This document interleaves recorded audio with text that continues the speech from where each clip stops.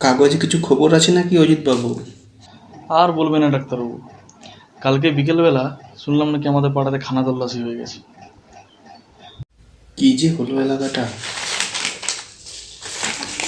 গতকল্য অঞ্চলে ৩৬ নম্বর স্ট্রিটে শেখ আব্দুল গফুর নামে জনৈক চর্ম ব্যবসায়ীর বাড়িতে পুলিশের খানা তল্লাশি হইয়া গিয়াছে, কিন্তু কোনো বেআইনি মাল পাওয়া যায় নাই। পুলিশের অনুমান এই অঞ্চলে কোথাও একটি কোকেনের গুপ্ত আড়ত আছে, সেখান হইতে সর্বত্র কোকেন সরবরাহ হয়। একদল চতুর অপরাধী পুলিশের চোখে ধূলি নিক্ষেপ করিয়া বহুদিন যাবৎ এই আইন বিবর্জিত ব্যবসা চালাইতেছে। কিন্তু পরিতাপের বিষয়, এই অপরাধীদের নেতাকে এবং ইহাদের গুপ্তভাণ্ডার কোথায় তাহা বহু অনুসন্ধানেও নির্ণয় করা যাইতেছে না। কথাটা ঠিক, আমারও সন্দেহ হয় কাছে পিঠে কোথাও কোকেনের একটা মস্ত আড্ডা আছে। দুয়ে পাতার ইশারা আমি পেয়েছি। আপনি বলতে পারেন কি এই পাড়াতে এত খুন হয় কেন?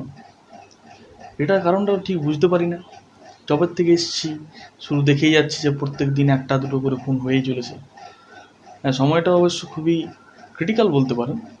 তাও এত খুনের কি রহস্য হতে পারে আপনার বলে মনে হয়? তার তো খুব সহজ হিসাব রয়েছে। যারা গোপনে আইন ভঙ্গ করে একটা বিরাট ব্যবসা করে, তাদের সর্বদাই হয় পাছে ধরা পড়ে।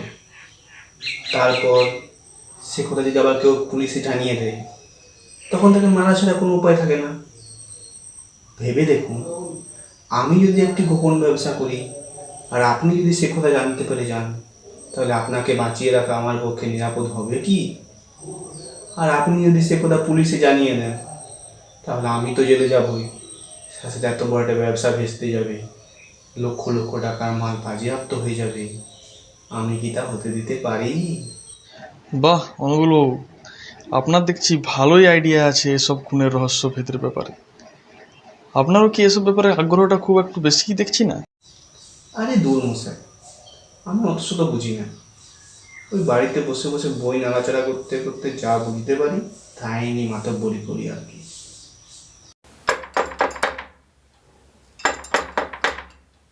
খোলা দরজায় কোরআন আছে, চলো তো দেখি কে। শুনলুম এটা একটা মেস, জায়গা খালি আছে কি? মশাই, বড়ই দুঃখিত হলাম, কিন্তু আমার এখানে প্রায় সব ঘরেই ভর্তি, আর সিজনের মাঝখানে বাসায় জায়গা পাওয়া বড় মুশকিল। তা মশাইয়ের নামটি কি? অতুল চন্দ্র মিত্র।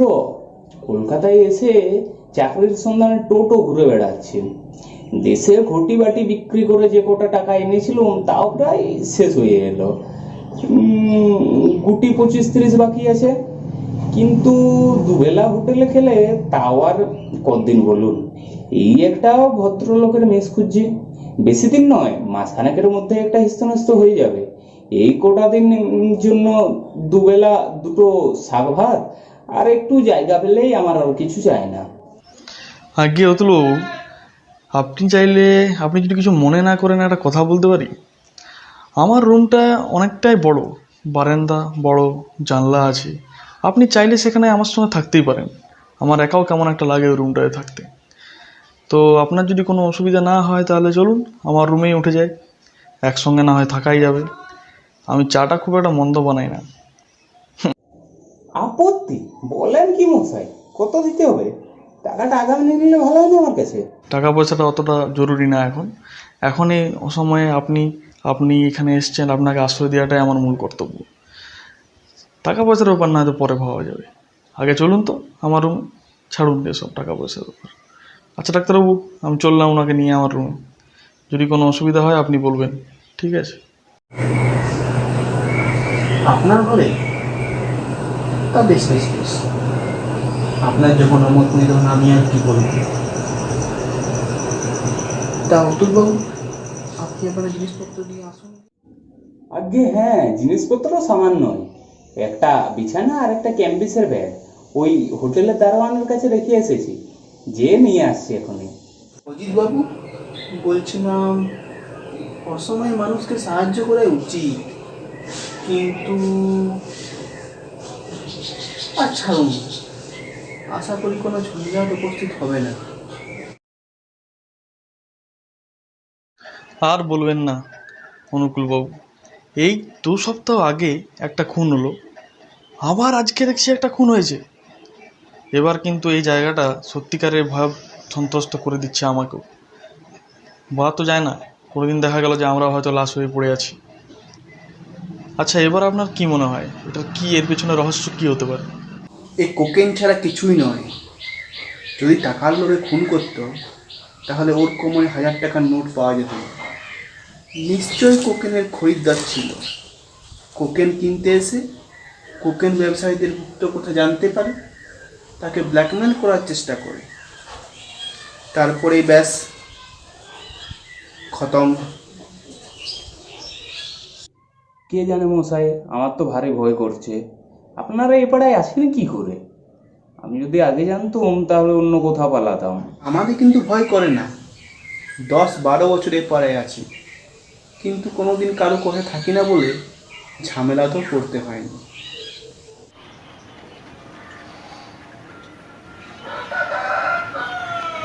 কি হয়েছে অশ্বিনীবাবু, আপনি এ সময় নিচে? আপনাকে তো এ সময় প্রায় নিচে পাওয়াই যায় না। আরে না না অজিতবাবু, কিছু না, এমনি 1 পয়সার বিড়ি কিনতে গেছিলাম। অশ্বিনীবাবু নিচের ডাক্তারের ঘরে আছেন। কি, অশ্বিনীবাবু এখন ডাক্তারের বাড়িতে? কিন্তু তুমি জানলে কি করে? বালিশে কান পেতে মাটিতে শো, পরিষ্কার শুনতে পাবে। ডক্টরবাবু, উত্তেজিত হয়েছেন অশ্বিনীবাবু, এ আপনার দৃষ্টি বিভ্রম ছাড়া আর কিছুই নয়। ঘুমের ঘরে মাঝে মাঝে এমন হয়। নিয়ে নিয়ে ওষুধ খেয়ে ঘুমিয়ে পড়বেন, আর কাল সকালে যদি আপনার ওই বিশ্বাস থাকে তখন না হয় আমাকে বলবেন।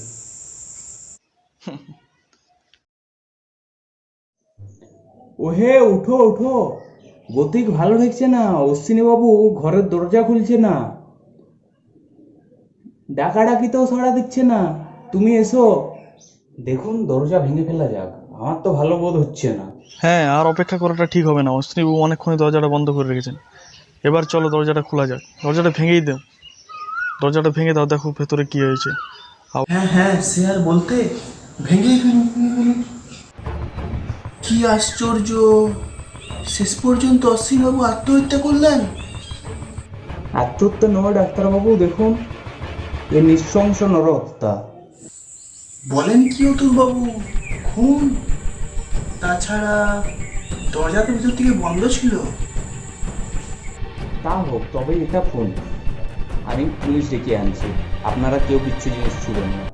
আপনি মনে করেন আত্মহত্যা? তাছাড়া আর কি হতে পারে? তবে অতুলবাবু বলছিলেন এ আত্মহত্যা নয়, খুন। তাই এই বিষয়ে তিনিই ভালো বলতে পারবেন। আপনিই না অতুলবাবু, এটা যে আত্মহত্যা নয় তা মনে করবার কোনো কারণ আছে? সে বই কি, নিজের হাতে মানুষ এমনভাবে নিজের গোলা কাটতে পারে না। ভেবে দেখুন, এ অসম্ভব। হত্যার কারণ কিছু অনুমান করতে পারেন কি? দারোগা বাবু, ওই জান্নাটা আসল হত্যার কারণ। জানলা হত্যার কারণ? আপনি বলতে চান হত্যাকারীর জানলা দিয়ে ঘরে ঢুকেছিল? না, হত্যাকারী এই দরজা দিয়েই ঘরে ঢুকেছিল। তবে কি অশ্বিনী বাবু আহত হওয়ার পর দরজা বন্ধ করে দিয়েছিলেন? না, হত্যাকারী অশ্বিনীবাবুকে হত্যা করবার পর বাইরে থেকেই দরজা বন্ধ করে দিয়েছিল। একটুকু ভেবে দেখুন, খুব সহজে বুঝতে পারবেন। ইয়ের লোক তো, যার বাইরে গেলে দরজা আপনিই লেগে যায়। আপনি তো দেখছি বেশ ইন্টেলিজেন্ট লোক মহাশয়। পুলিশে ঢুকে পড়ুন না, এ কথা আপনি উন্নতি করতে পারবেন। দারোগা বাবু, এই খুনের যদি কিনারা করতে চান তো ওই জানলাটার কথা ভালোভাবে ভেবে দেখবেন। সব কথাই আমাদের ভালোভাবে ভেবে দেখতে হবে। ডাক্তারবাবু, আপনি বিদেশ থেকে কেন ওষুধ আনান? দেশি ওষুধ কি ভালো হয় না? এরিক অ্যান্ড হ্যাভেল এরাই বুঝি সবচেয়ে ভালো ওষুধ বানায়? হ্যাঁ। আচ্ছা, হোমিওপ্যাথিতে সত্যি সত্যি রোগ সারে? আমার তো বিশ্বাস হয় না। 1 ফোঁটা জল খেয়ে আবার রোগ সারে? সারে বই কি, যদি নাই সারতো তাহলে প্রতিদিন যে এত লোক আসে ওষুধ নিতে, তারা কি ছেলে খেলা করতে আসে? হয়তো আপনিই সারে, তারা ভাবে ওষুধের গুণে সারলো। বিশ্বাসও তো অনেক সময় কাজ হয় কি না? আপনার নামে ওয়ারেন্ট আছে, থানায় যেতে হবে। গোলমাল করবেন না, তাতে কোনো ফল হবে না। এই দেখুন ওয়ারেন্ট। অশ্বিনী কুমার চৌধুরীকে হত্যা করার অপরাধে অতুল চন্দ্র মিত্রকে গ্রেপ্তার করা হলো। আপনারা দুজনে একে অতুল চন্দ্র মিত্র বলে শনাক্ত করছেন। শেষ পর্যন্ত আমাকেই ধরলেন? আচ্ছা চলুন থানায়। অজিত, কিছু ভেবো না, আমি নির্দোষ। কি ভয়ানক, কি ভয়ানক! অতুল বাবুই তাহলে? মানুষের মুখ দেখে বিশ্বাস করার উপায় নেই মশাই। এই জন্যে শাস্ত্রে বলে অজ্ঞাত কুলশীল কাউকে আশ্রয় দেওয়া বারণ। শেষ পর্যন্ত আমাকেই ধরলেন? আচ্ছা চলুন থানায়। অজিত, কিছু ভেবো না, আমি নির্দোষ।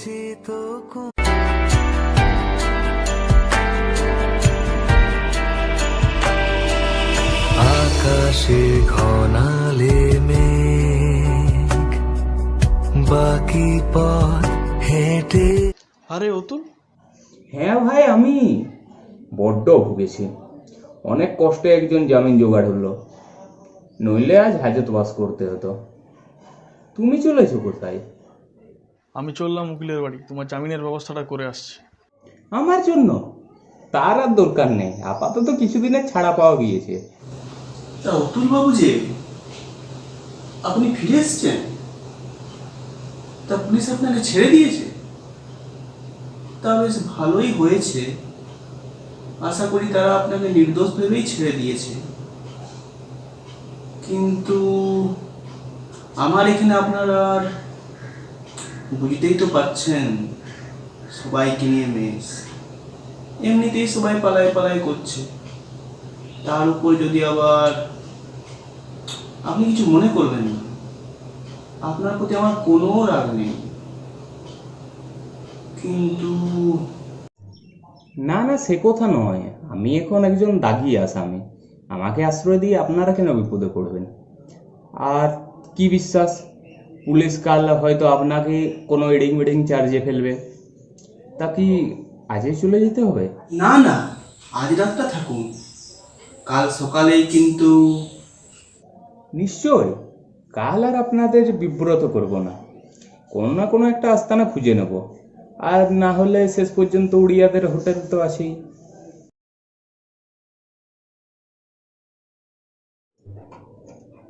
ওহে দেখো তো, দরজায় তালাটা লাগছে না। আবার কি হলো? যাচ্ছি, দাঁড়ান।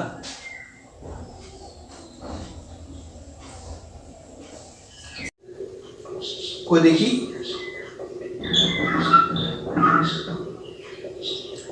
বিলাতি তলায় এই মুশকিল। ভালো আছে তো বেশ, না হলে একেবারে ইঞ্জিনিয়ারকে ডাকতে হয়। এর থেকে আমাদের দেশি মুরগা অনেক ভালো। যাই হোক, আজকের দিনটা একটু ম্যানেজ করে নিন, কালকে ইঞ্জিনিয়ারকে ডেকে ঠিক করে দেবো।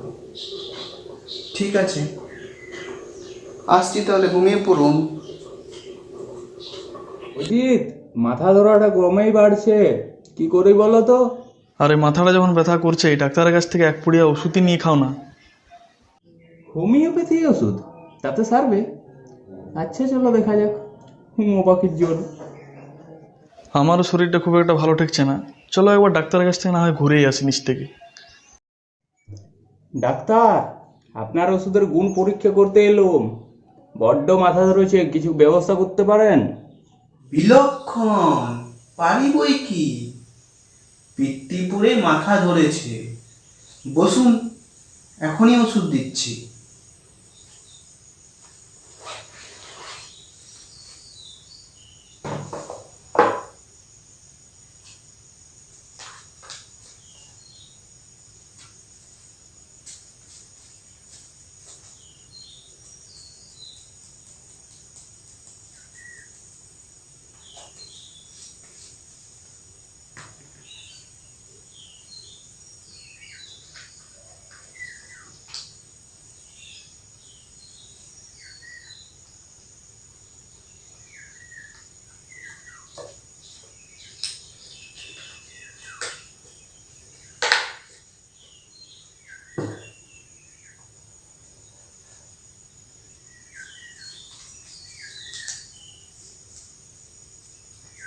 এই নিন, এটা খেয়ে ঘুমিয়ে পড়ুন।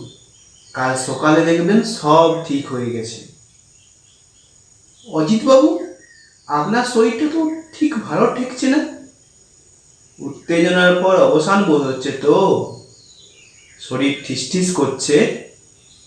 বুঝেছি, আপনিও এক দাগ ওষুধ নিন।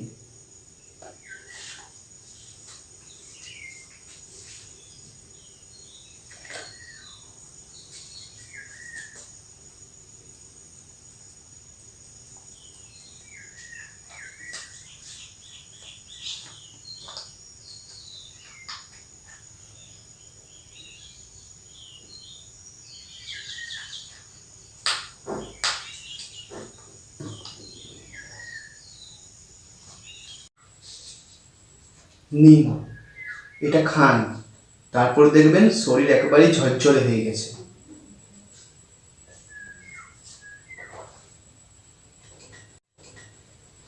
ডাক্তারবাবু, আপনি ব্যোমকেশ বক্সি নামে কাউকে চেনেন?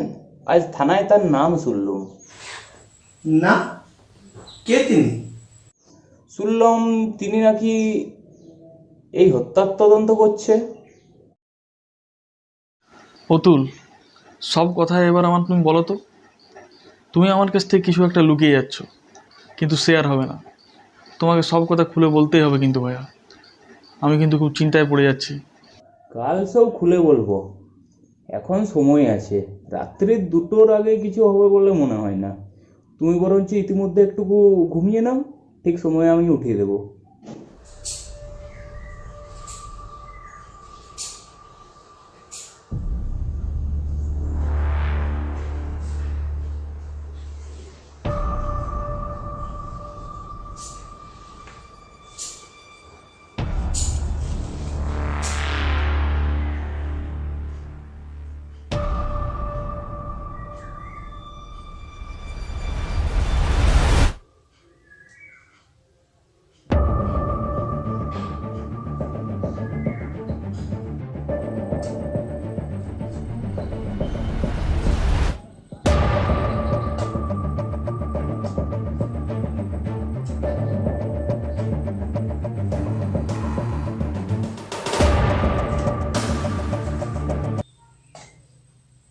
বড়ই দুঃখের বিষয় ডাক্তারবাবু, আপনার মতো পাকা খেলোয়াড় শেষকালে পাশপালে খুন করলো।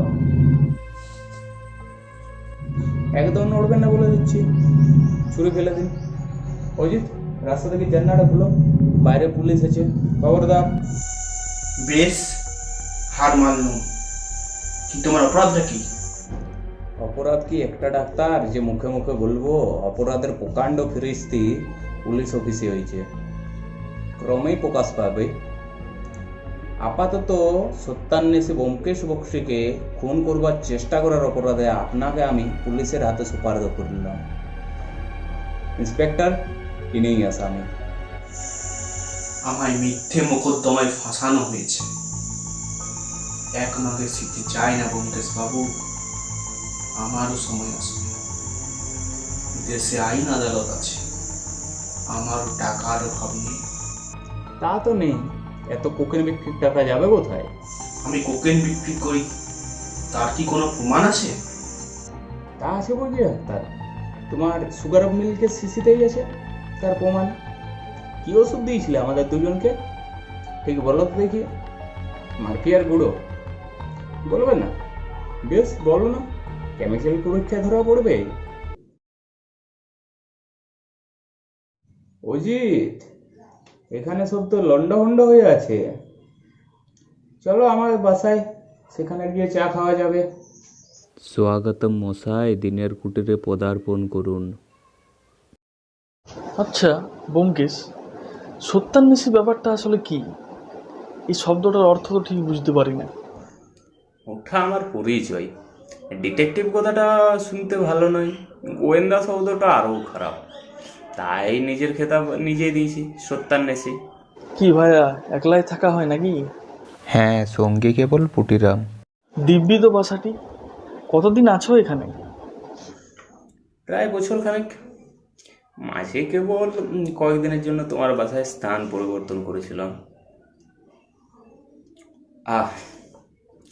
তোমাদের মেসে ছদ্মবেশে কদিনে মন্দ কাটলো না। ডাক্তার কিন্তু শেষের দিকে আমাকে ধরেই ফেলেছিল, দোষ অবশ্য আমারই। কিরকম?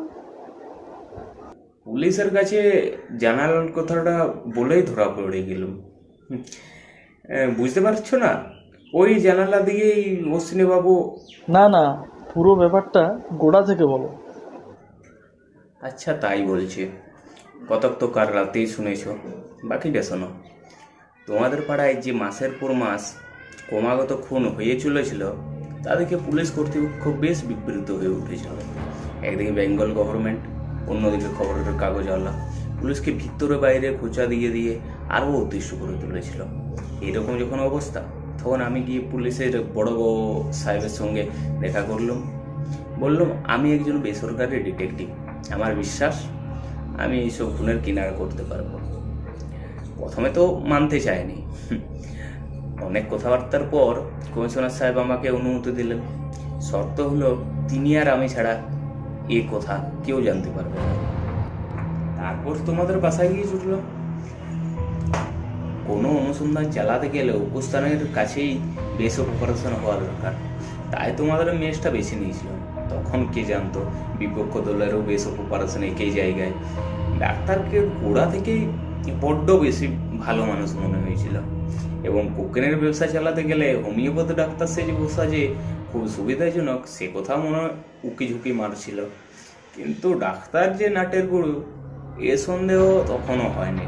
ডাক্তারকে প্রথম সন্দেহ হলো অশ্বিনীবাবু মারা যাওয়ার আগের দিন, মনে আছে বোধহয় সেদিন রাস্তার উপরে একজন ভাটিয়ার লাশ পাওয়া গিয়েছিল।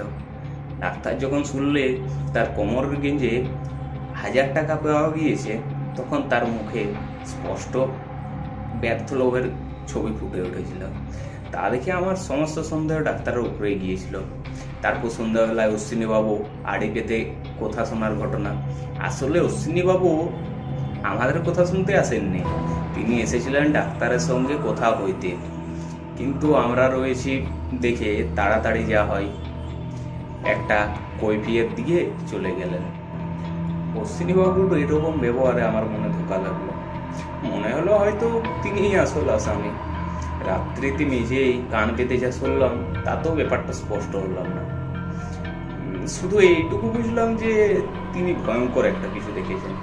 তারপর সে রাত্রি যখন তিনি খুন হলেন, তখন আর কোনো বুঝতে বাকি রইল না। ডাক্তার যখন সেই ভাটিয়াকে রাস্তায় খুন করে, দৈবক্রমে অশ্বিনীবাবু নিজের জানলা থেকে সেই দৃশ্য দেখিয়ে ফেলেছিলেন, আর সেই কথাই আবার ডাক্তারকে জানাতে গিয়েছিলেন। এখন ব্যাপারটা বেশ বুঝছো। ডাক্তার কোকেনের ব্যবসা করত, কিন্তু কাউকে জানতে দিত না যে সে এই কাজের সর্দার। যদি দৈবাত জানতে পেরে যেত কেউ, আগে তৎক্ষণাৎ খুন। এইভাবেই এতদিন নিজেকে বাঁচিয়ে এসেছে। ওই ভাটিয়াটা সম্ভবত ডাক্তারের দালাল ছিল, হয়তো তারই মারফতে বাজারে কখন সরবরাহ করতো। এটা আমার অনুমান, ঠিক নাও হতে পারে। সেদিন রাত্রে সে ডাক্তারের কাছে এসেছিল, কোনো কারণে তাদের মধ্যে মনোমালিন্য হয়। হয়তো লোকটা ডাক্তারকে ব্ল্যাকমেল করবার চেষ্টা করেছিল, পুলিশকে সব জানিয়ে দেবার ভয় দেখায়। তারপরেই যেই সে বাড়ি থেকে বাইরে গিয়েছে, উনি ডাক্তার পিছন পিছন গিয়ে তাকে শেষ করে দেয়। অশ্বিনীবাবু নিজের জানলা থেকে এই দৃশ্য দেখতে পেলেন এবং ঘোর নির্বুদ্ধিতার বসে সে কথা ডাক্তারকেই বলতে গেলেন। ডাক্তারবাবু কি করছেন? আজকে ডাক্তারবাবু, আপনি ভদ্রলোককে কেন ফোন করবেন? ডাক্তারবাবু, এই ভদ্রলোক আপনি কি ক্ষতি করেছিলেন? কি ক্ষতি করেছিলেন ডাক্তারবাবু? ডাক্তারের কাছে উপকৃত ছিলেন, তাই হয়তো তাকে সাবধান করে দিতে চেয়েছিলেন। ফল হলো কিন্তু ঠিক তার উল্টো। ডাক্তারকে চোখে তার আর বেঁচে থাকবার অধিকার রইল না।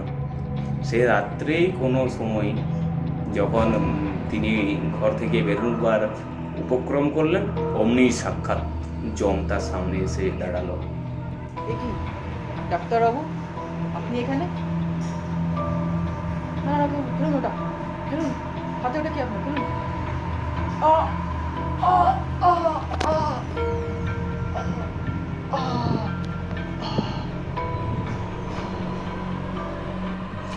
আমাকে ডাক্তার গোড়ায় সন্দেহ করেছিল কি না বলতে পারি না, কিন্তু যখন আমি পুলিশকে বললাম যে ওই জানালাটাই অশ্বিনীবাবুর মৃত্যুর কারণ, তখন সে কিছু কিছু আন্দাজ করেছিল যে আমি কিছু জানি। সুতরাং আমারও ইহলোক ত্যাগ করবার খাঁটি অধিকার জন্মাল, কিন্তু ইহলোক ত্যাগ করার জন্য আমি একেবারে ব্যাগ করছিলাম না, তাই অত্যন্ত সাবধানে দিন কাটাতে লাগলো। তারপর পুলিশ যখন আমাকে ধরলো, এক মস্ত বোকামি করে বসলো। যা হোক, কমিশনার সাহেব এসে আমাকে খালাস করলেন। আমি আবার মেসে ফিরে উঠলাম। ডাক্তার তখন স্থির বুঝলে যে আমি গোয়েন্দা, কিন্তু সে ভাব গোপন করে ভারী উদারতা দেখিয়ে আমাকে থাকতে দিল রাতে। উদারতার আড়ালে একমাত্র উদ্দেশ্য ছিল কোনো রকমে আমাকে খুন করা, কারণ তার বিষয়ে আমি যতটা জানতাম আর কেউ জানতো না।